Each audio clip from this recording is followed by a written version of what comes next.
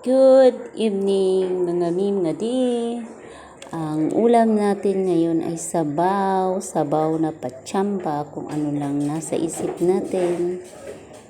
Since nag-crave tayo ng yung sabaw na nasa chowking.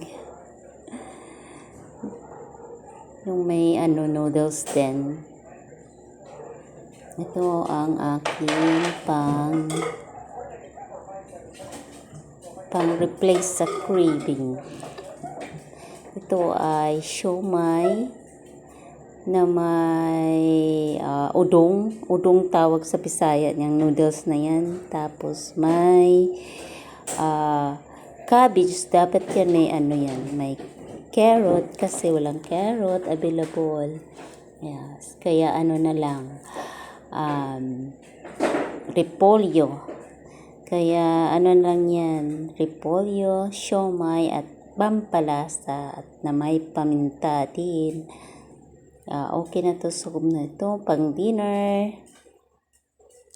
Karaos din tayo sa ating dinner sa masarap na siomai na sabaw, siomai soup with udong and repolyo. Thank you for watching mga di. Hope have a good dinner everyone.